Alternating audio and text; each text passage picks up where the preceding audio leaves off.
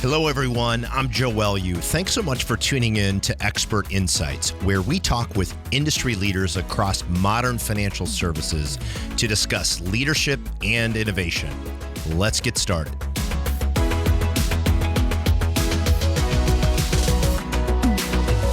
Hey, everyone. Good to be with you. Joined today by Mr. Dan Catinella, our Chief Lending Officer. How you doing, Cat? Good, Joe. Great. Glad to be here. Good to be with you, buddy. So, topic for today is talking about best practices for maximizing growth this year. You and I have been involved in a lot of strategic conversations with executives, top producers, partners, and the conversation all rolls up into what are the levers that we have to unlock deal flow, unlock opportunity, and unlock growth this year. And so I thought after our conversation that sharing some of these best practices would be helpful. So today, part one of this series on best practices for maximizing growth, wanted to talk about protecting your pipeline and improving conversions, something that we see a lot about. So maybe start out giving me your perspective on what you see, first of all, what you see as the gaps for a lot of organizations, and maybe start there. Sure. So I'd start by saying we all know we're in a heavy purchase market for sure. We know that there are significant affordability challenges. We know that first-time home buyers are making up a significant portion of that purchase business. So really the top lenders, we're seeing them all kind of lead with education and advice, making sure that they really look at their communication from the time they initially, obtain that prospect all the way through that top of the funnel, and make sure that they're educating them and advising them with the right content and information to really help them get over those barriers of entry, understand how to become mortgage readiness or home buyer readiness, make sure they understand the things they should be doing, they shouldn't be doing. Don't go out and buy that $70,000 F-150, but make sure that they're. I think those things prepared. Are like 80 grand now. I think every car is like 80 grand or more, it seems like. Pretty much. I think the average car auto loan now is around $70,000, which is just oh absurd. My gosh. You used to be able to buy a house for that. So yeah. So those are great starting points under the umbrella of protecting your pipeline, okay, and maximizing your conversion, where we see slippage and fallout, right? We have an audit that we've done historically for customers and identifying the gaps where they lose opportunity. And the beginning of the process where somebody applies, fills out a lead form, a lot of those people end up, for lack of a better phrase, hitting the trash can. And what you referenced was, why is that?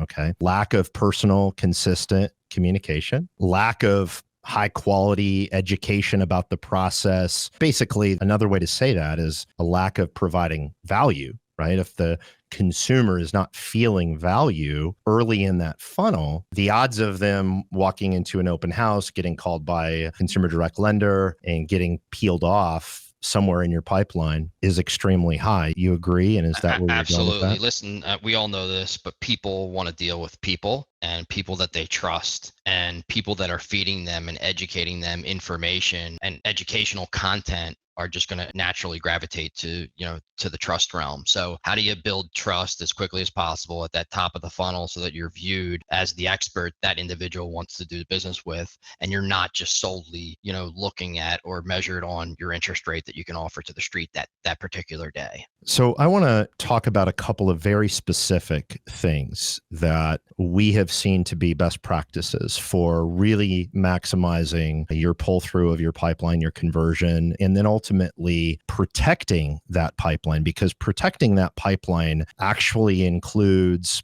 using intelligence, using data to understand if they're shopping for you, right? So one of the key things we've seen really move the needle for lenders that we partner with is leveraging customer intelligence or data insights around credit triggers, credit behavior. So if I take an application from a consumer and they're in a dormant status, meaning they didn't move through, maybe they didn't find a house yet, you ideally want to be monitoring those consumers. So if it's 4 months, 5 months, 6 months, and they walk into an open house or call a listing agent, and all of a sudden somebody says, oh, oh yeah. And maybe they, it's been enough time that they don't necessarily have that tight bond, but now another lender's coming at them hard. You want to surface that. You want to know that. And so we've seen that really move the needle, 5-10 percentage points in some cases. Give me your thoughts on that. You've been deeply involved in this. Absolutely. So using data intelligence to understand when to engage the customer at the right time. We know the prospecting stage and home buyer shopping stage can last, 6-9 months. Some buyers even give up and then they re-engage after a year. So looking at your entire prospect portfolio that you've serviced and understanding, when they're re-engaging, even potentially another lender that gives you another at bat to really gain that prospect and convert them into a transaction. Absolutely. Credit inquiry would be number one, listing alerts, even number two. Somebody that maybe got off the market, then lists their home a year later that you may have not have transacted, last time, but you get another at bat now because you're monitoring that prospect with intelligence. The question we always start with when we're having strategic conversations is, what do your numbers look like if you improved your conversion by 20%? Do the math. And it's actually not that difficult to get there. And a couple of the things that make a difference, the amount, the quality, the frequency, the variety of the communication. Okay. Meaning, do you incorporate video? Do you incorporate text? Are you hitting the other parties? If it's already in transactional stage, are you communicating with all of the relevant parties? Those are some of the key components. And then the component that we just spoke about, the customer intelligence, the data side of things, making sure that you have a source that is surfacing that in front of your salesperson, in front of your originator. We've worked with in the lending space for many years. And what's the classic thing that happens, right? I'm super great as a salesperson if somebody's ready to go today or next month or maybe 60 days. Where we see the drop off is 90 days. And the data, there's some variation in the data, but the trend is showing overwhelmingly the average sales cycle is becoming much, much longer than 90 days. So beyond that 90 days, you have to do certain things on behalf of your originators, on behalf of your salespeople to make sure that customer is in the best position possible, which includes sounding the alarm bell if they're shopping with another lender, putting that in front of the originator with, hey, what do you need to do? And then also enabling the originator with, here's some really high quality communication and content and a framework, an automation framework, so they don't have to think about this stuff every day. And did I miss anything there? Or is that generally how we're thinking? The only thing that I would add, Joe, is making sure that you touched on the kind of the other parties, obviously real estate agent being a key component of that in this purchase market. Those are insights that real estate agents don't have. So when you're bringing that intelligence and, having those conversations with the real estate agent, those could be super meaningful to really build a better relationship and strengthen that relationship with that real estate agent so you maximize the business you're getting from them. Yeah. So protecting your pipeline, maximizing your conversion as a growth lever. And when we talk about some of these best practices, I know you and I are both really passionate on that. We talk to a lot of organizations, helping them with strategic planning and those types of things. And everybody's trying to save on cost, right? Everybody is trying to, so they don't want to spend more on marketing. They don't want to spend more on other things. So one of the natural things is, hey, let's just maximize everything we have in front of us and make less mistakes, right? And when you do that, it's shocking the amount of net new business that you can generate by just putting some of those best practices in place. So really great perspective and some tactical, very prescriptive things that as an organization you can do to maximize that pull through, that conversion, and really protect the pipeline. Use data to monitor it, right? Improve communication and be really purposeful and intentional about looking at how you're incubating those home buyers over not just 2-3 months, but 12-18 months. And then what else are we missing, buddy? What other suggestions do you have? The one thing that we haven't talked about is, you have customers that come to you and they get pre-qualified, right? So you have customers that go down the vanilla path, get qualified, great, they can move forward, you're going to generate a pre-approval with them. And then you have the customers that maybe you can't qualify today for a variety of reasons. Let's just take the number one reason that customers do not qualify today initially is, with credit. So making sure that you have established, credit improvement journeys and educational content on increasing that score, but also making sure that you're using intelligence to monitor that so that when that consumer does improve their credit, follows that educational content and gets their credit up to the certain level of that they could come back to you for approval, you're aware of that. You can re-engage the customer at the right time, communicate out through automated marketing in the right way, today. So those are great things. We're also, looking at maturing some of our, DTI would be the number 2 reason. So they don't have, they don't qualify because of maybe some student debt, student loan debt, maybe their income areas, maybe they get a promotion. So making sure that we understand when those consumers that didn't initially qualify now hit your threshold, now you can re-engage them. And that's a large portion of originators' prospect pipeline that they're just hitting the trash can today. That's such a great point when you think about it. So many of the organizations, when you go into conversations that we've worked with historically, they talk about maximizing conversions, and that is always a blind spot, right? Is they don't necessarily look at that as a conversion lever or as an opportunity to increase conversion. It's like declined. And, the sales teams, the customer facing teams are historically, they just kind of put those over here. Maybe they send it somewhere, but they don't really ever think about it again. And so what you're saying is ultimately using data and insights, intelligence to then surface that opportunity back, in addition to some really good high quality educational content about homebuyer readiness along the way, that those things added up really can move the needle. And we talk about as one of our goals, let's improve your conversions by 20%. Well, that includes over the long haul, right? So really well said, man. Appreciate your feedback here, buddy. And, excited to continue talking about these topics and sharing some of these best practices. The interesting part is we continue to see it week over week. There's really 2 camps out there, right? There's the people that are ducking and covering and going into, I'm going to cut to the bone and play defense, which is arguably important in some cases. And there's the people that are saying, you know what? I get it. The market's changed. I'm going to play offense. I'm going to find ways to unlock growth. And these best practices that we're sharing are very much in the camp of how do we unlock growth without raising costs. We in software, in SaaS, as we call it internally, everybody talks all the time about lifetime value of the customer. How many times have you heard lenders, banks, organizations use the word lifetime value of a customer? A lot. Now the trick is how do you execute on that? We know the cheapest customer to acquire is the one you already have. So how can you make sure that you're serving them in every opportunity that you have? So for some perspective, I agree with you. People are starting to, all of a sudden, it's one of the most important initiatives is, wait a second, the thing that's really long-term, that's sustainable in any market is really strong loyalty of your past customers, because ultimately once that database of customers, past customers gets large enough, no matter what's going on, it's going to be a growth engine for you, right? And so for some perspective, why did it take people so long?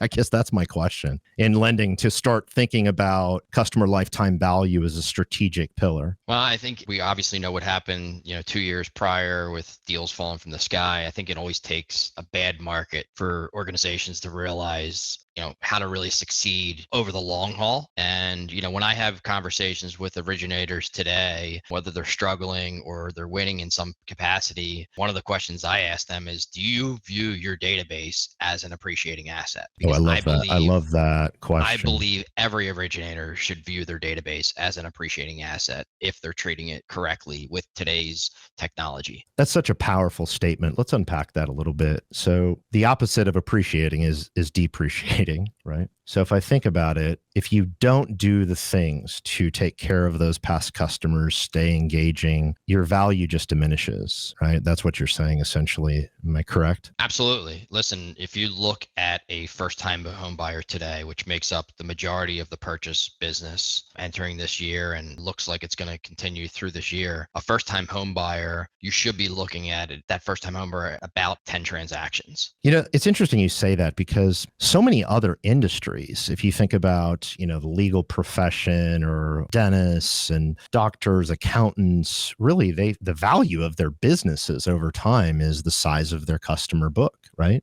Mm-hmm. Yet in lending, it's always been so transactional because the money's fairly significant at that transaction. And it's always been next deal, next deal, next deal. And now we're in this environment where customer for life, you're thinking about, and if you're smart, you're doing an audit of your database and you're saying, oh, how many opportunities did I miss over the last 12, 24 months because I didn't communicate, I didn't have any insights to tell me what's happening. correct? Am I thinking about that correct? Absolutely. I mean, we know our industry as a whole has pretty abysmal and embarrassing 22% customer retention rate. I think there's a lot of people that when they're looking at some of these highly marketing consumer direct engines that have been built in this kind of fintech era, I think they're realizing that in order to compete with those massive marketing engines, they need to play in the same game in some capacity. So I want to start as a company. I want to start really getting serious and doubling down on my customer database, becoming a customer for life organization, driving growth with loyalty. Where do I start? So here's how I think about it based on my perspective, but obviously you have so much depth in the execution side of this, having worked at large lenders for 20 years and put different strategies in place. I think about it like step one is I need to look at my database and ask, do I have things in place to help me understand what's going on in the world of that customer? We talk a lot about customer intelligence as a framework, as a concept of really deeply understanding the needs of each customer and then being able to anticipate what's important to them so that I can be there for every financial milestone, right? So step one, what kind of intelligence do I have to help me understand what's happening? Is that a step one in your mind? Absolutely. I mean, the more data that you can feed into your database to understand the customer at a very deep level, not just what it was at the last transaction, but the most important thing is how do you keep your database as a continuing to mature and evolve and continue to use third-party data sources to really understand what is that consumer situation today, not 3 years ago when I completed the last transaction. So, and our goal at Total Expert is really to continue to build this most comprehensive financial profile in our system for every customer that exists in there so that I now know how I can best serve them for the next opportunity based on how their life has changed from the last transaction I did. Yeah, and that's absolutely the bullseye of what we talk about probably almost every single day. But I want to draw some contrast because the opposite of that, which is kind of how historically the industry has ran, and sort of the word quote unquote CRM, which we kind of both agree is really an outdated word, an outdated framework, is I have customer data. Maybe it's in a spreadsheet. Maybe it's just in the system, in a CRM system somewhere, and it's static, right? It's just kind of whatever happened at the last transaction, that's my view. And it's not dynamic, it's not changing, but yet the customer, which is what this is all about, their world's changing all the time, right? Their needs, their family, their financial situation, like that's what you're talking about when you're saying, hey, comprehensive profile, right? Absolutely. I mean, there's so many things that occur in somebody's life. Maybe they had a massive increase in, high interest debt, but they got a ton of equity in their home. Maybe they just turned 62 and, you should be educating them about a reverse mortgage. Maybe they got an ARM loan last year when interest rates were skyrocketed. And in 3 years, you're going to need to re-engage them at the right time. So there's so many different aspects of understanding that consumer, and as their life and events and their financial profile changes, to make sure that you're constantly engaging them with the most relevant content and really surfacing those opportunities to the originators to re-engage,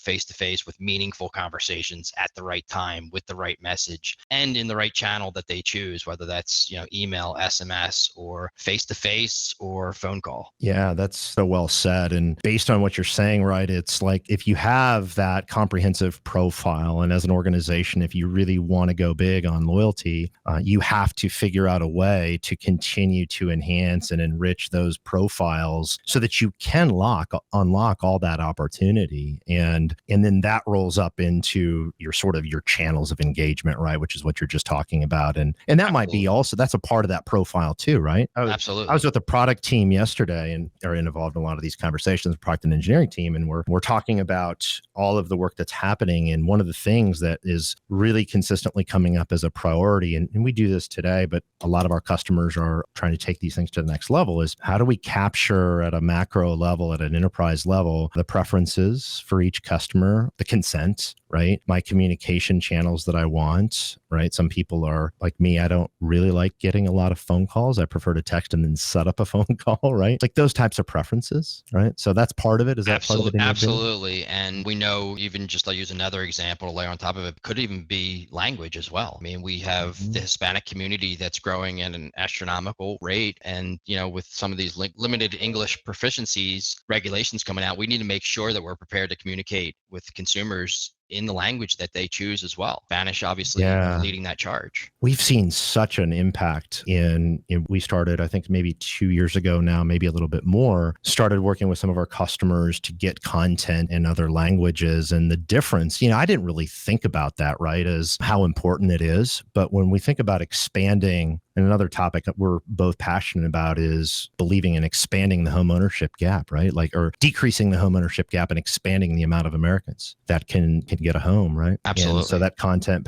component feeds into that as well and goes into their preference. Everybody should have access to high quality educational content to become mortgage readiness. Yeah. That needs to be consumed no matter what language you speak within America. Yeah, no, it's so well said. I mean, it's shocking when you really look at it, how terrible as an industry we've done collectively. There's some organizations that I think execute on this really well, but collectively as an industry, how poorly we've done on educating consumers throughout. In some cases, it's educating them on the next transaction as well, or helping them understand how a second home or an investment property can build wealth. Like, it's been so transactional. So that customer for life strategy, really maximizing that loyalty, really encompasses all of those things that we just talked about. So when we think about communication and what can go wrong and why communication can lead to basically a lack of business versus a business growth driver. Let's talk about the transaction, man. What do you see? Unpack it for us. Yes, to me, it always comes down to how personalized you can get that content and that messaging, using data and intelligence to really help you segment and deliver the right message to the right consumer in the channel that they choose. So there's going to be some consumers that want to be communicated to solely through email. There's going to be ones that want SMS. There's going to be ones that want both. So making sure that you can deliver the content through the channels that they choose, that they prefer, and also making sure that you're using data and information that you have built on the customer profile to deliver the right content at the right time in a very hyper personalized way. All right. That sounds great. Amazing. I want to go slightly more simple for a moment and tell me what you see in the transaction process. Let's just talk about the transaction process. Where are lenders doing it wrong? Give me the example of what's not high quality and where people fail. Yeah, so let's just start at the top of the funnel in the prospecting stage. So I still see a lot of lenders that are just leveraging traditional drip campaigns, meaning very generic content. Yeah, we took your application. I'm going to, give you this series of 5 emails that are going to give you some very generic information about the transaction. But what I'm seeing the best lenders do is really segment those prospect customers. Maybe there's a specific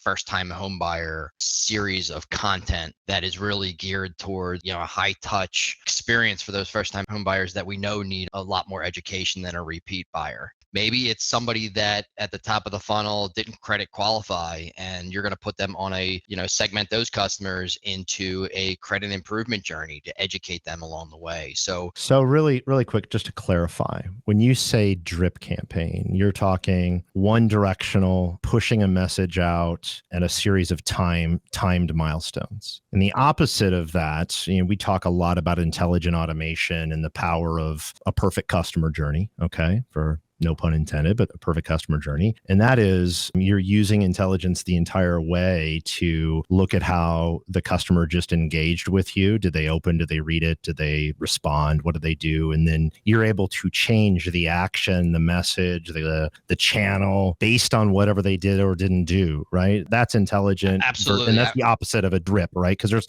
a lot of people Absolutely. think drip campaigns is a customer journey. It's not. Absolutely. I would just add one more layer deep is maybe they, not only engage in a certain way or set their preferences in a certain way, but maybe their transaction went on to the next stage. So making sure that feeding into the platform and altering that journey to the next stage in the process to educate them on the next stage of the transaction. Yeah. One of the things that we've talked a lot about in some of the strategic planning sessions that I've been a part of, and we really go deep on this topic, and I'm interested in your feedback, is if I think about a normal transaction process, you've got a point of sale system and I apply. And what most happens, what we see is sort of not high quality, I guess, is in that POS process, there's just a basic outbound reminder. And the reminder's super generic. And they have reminders for maybe 60 days, maybe 30 days, 90 days, whatever it is. But it doesn't have really any depth. It doesn't combine text. It doesn't combine video, right? And so am I unpacking that? I mean, that's my perspective, but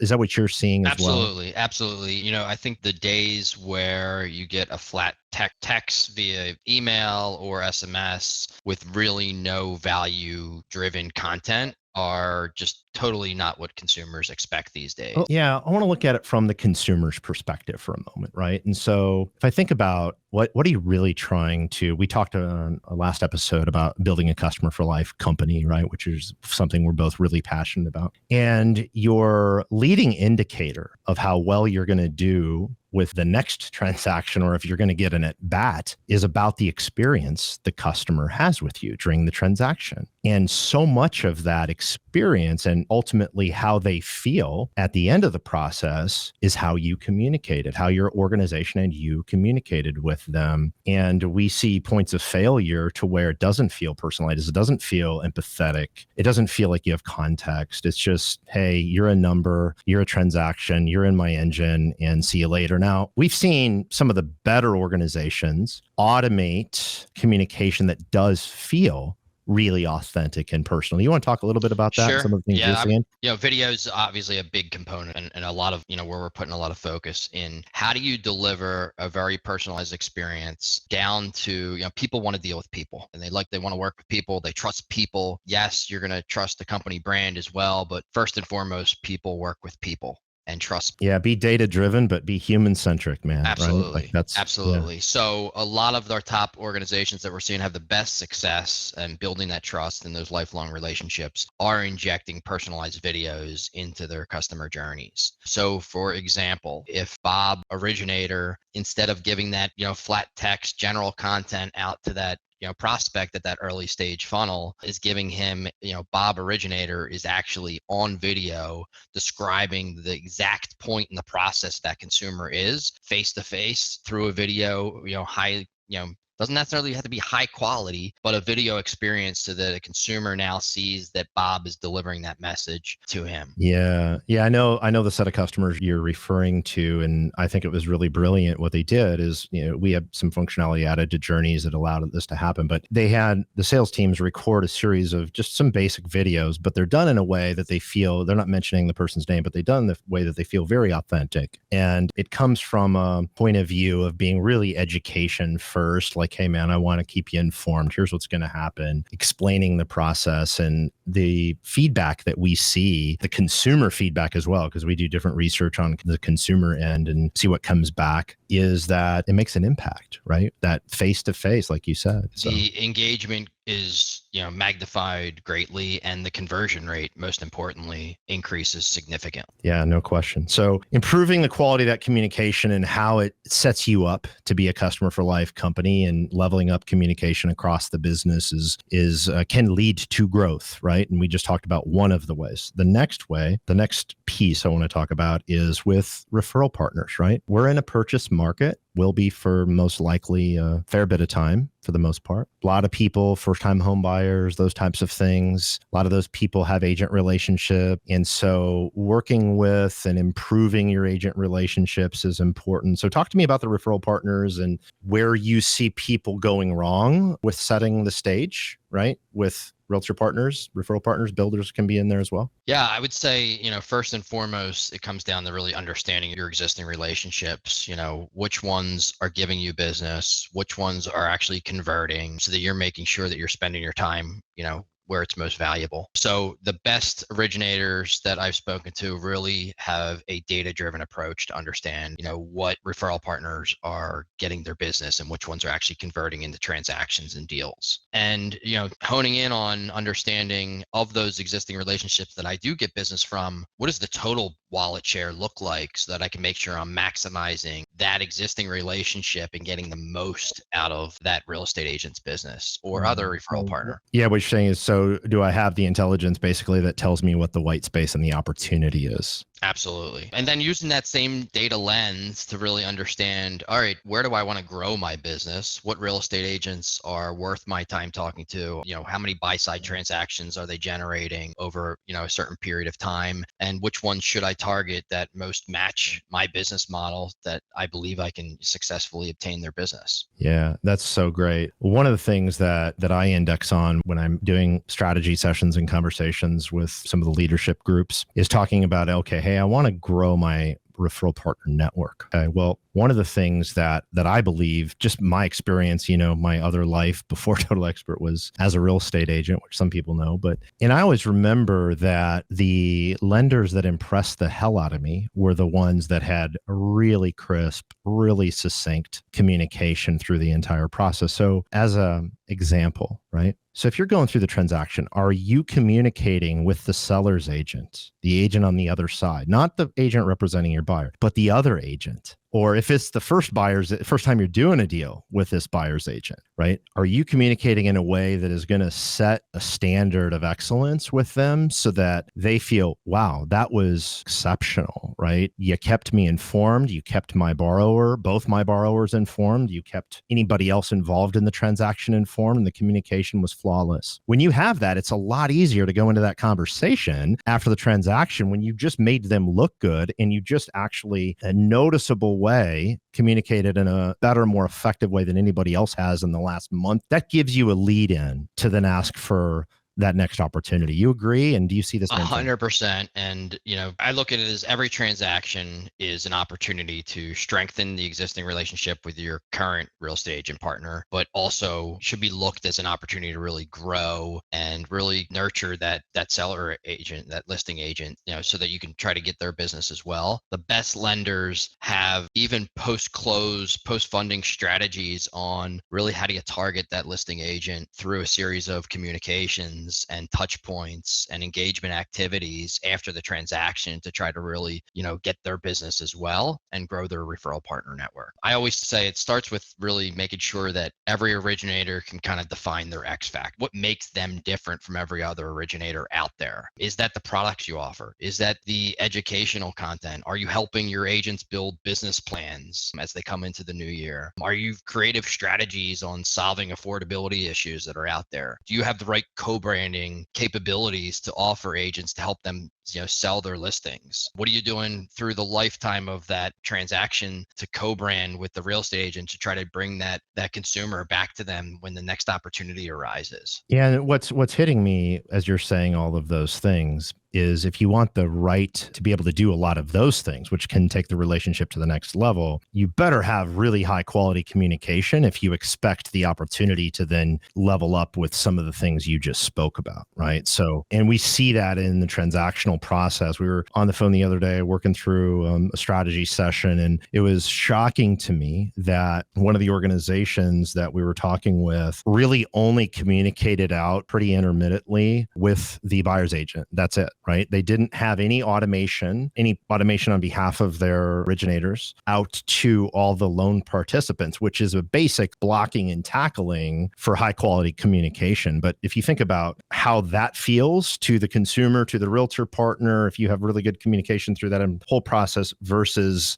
really static and not consistent, it's apples and oranges, and it's really game changing. Absolutely. You have to include the listing agent on all those communications so that they could see how you're helping that buyer's agent that you have a relationship with. As a leader on the phone, a quick win for your organization is go in and look at your transactional automation that's going out, and A, is it personalized on behalf of the originator? B, are you communicating with all transactional parties? And if you're not, there's some pretty fast ways that you can get that done, and it's a game changer. All right, next piece I want to talk about, we're talking about communication as a growth driver and how it can lead to really opportunity. And I think this is one that people drop the ball on a lot and underestimate the importance of, and that is communicating internally with my sales organization. keeping them engaged. And I'll give you an example, and I want your feedback on this. One of the leaders I talked with on a regular basis, I talked with last week, we talk on a regular basis, and we were talking about what are they doing that's working. And they're really running a very intentional engagement, sales marketing engagement process to their salespeople. So they've got calendar of things and topics, bite-sized content, both from leadership and from marketing and other parts of the organization. And they're keeping those salespeople engaged, and they're reminding them of the value the company brings and what's the tools that are available. That hit me because I'm like, oh gosh, actually, we probably do a terrible job at some of that. We do some well, but I think that's an area where a lot of people don't think about automating and setting up a enterprise level cadence around communicating with your sales team. But talk to me about that and what you see. Yeah, so I would say it's a couple things. One is just making sure you're set up to share success stories within your organization is like table stakes. The market changes rapidly. Using some of your top performers and your mid performers to really elevate what's working within your organization is absolutely key.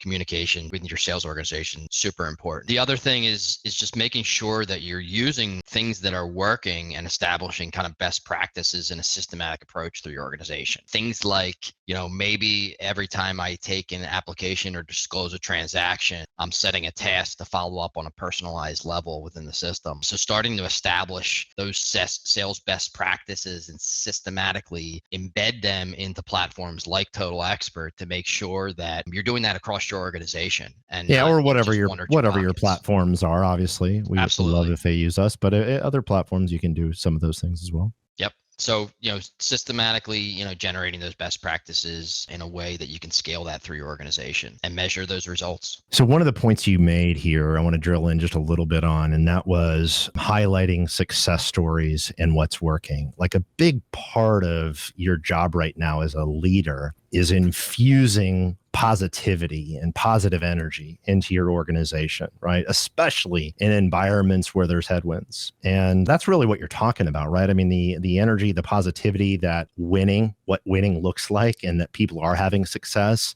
infusing that into the stream of consciousness in your company is important. Absolutely. I mean, the sales force always wants to hear about what's working and how people are winning. So the more you can distribute that out, it changes the sales force's mindset, makes it optimism, and makes them go out there and want to win. Mindset's so critical. And, you see companies, we've talked a lot about the two camps. There's really two distinct camps, right? The people that are sort of in fear mode, duck and cover, and the people that are like, now's our time. Now's our time for opportunity. And the ones that are embracing the opportunity are being really intentional about driving that narrative internally and infusing that energy and winning. And you can only do that with communication. And so, yeah, really great points, man. I appreciate the context. All right. So the next segment of communication that I want to talk about, and I think is also important and want your perspective on it, is a lot of people confuse marketing, communication, engagement, and what's what and how it feels. And you and I agree that traditional marketing for the purposes of marketing is really less effective than it's ever been, right? People tune you out. And when you think about the lenders and the adjacencies, right? Financial planners, accountants, divorce attorneys, how you communicate with those groups, how you educate them about what's going on, how you can be helpful, how you communicate that really is going to lead to either opportunities there or not opportunities. Unpack that topic for me. I always frame it as, the best salespeople that I've ever spoken to always lead with,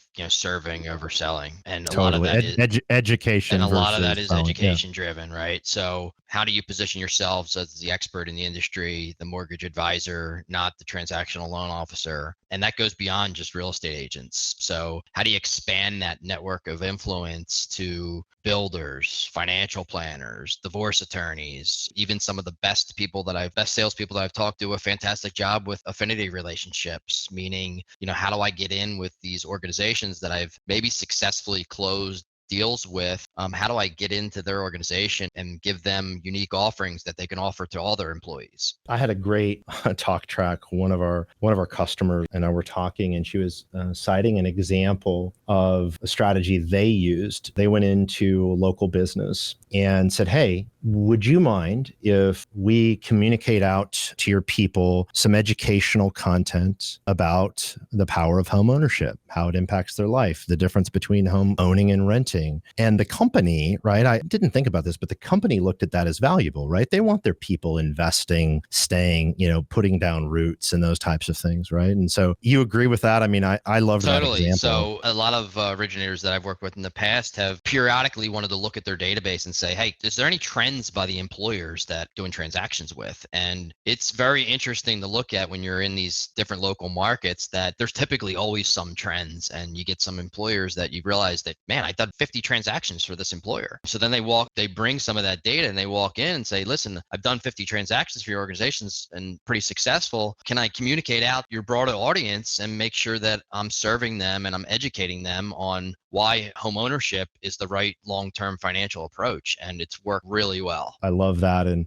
thinking about the power of home ownership on household wealth, right? We looked at it earlier this week, and the average wealth of a homeowner is 40 times higher, but so many people don't know that. I love that stat. And, yeah. Right. It's huge, right? And I think about financial health, financial fitness impacts the quality of people's lives, right? And so communicating that out to those groups can be really a powerful strategy. So, well, great, man. We covered a lot of topics on how the quality of the communication, and I mean really high quality communication, can be a growth driver. And we unpacked it in both, the transaction, referral partners, internal sales teams, right? How you impact, how you communicate with those organizations. And then also some of these other fringe affinity relationships that you might not be thinking about. So, and communication is at the center of all of it. So thanks, my friend. Great conversation. Thank you, Joe. All right, buddy. Thanks so much for joining us today. Be sure to subscribe wherever you get your podcasts.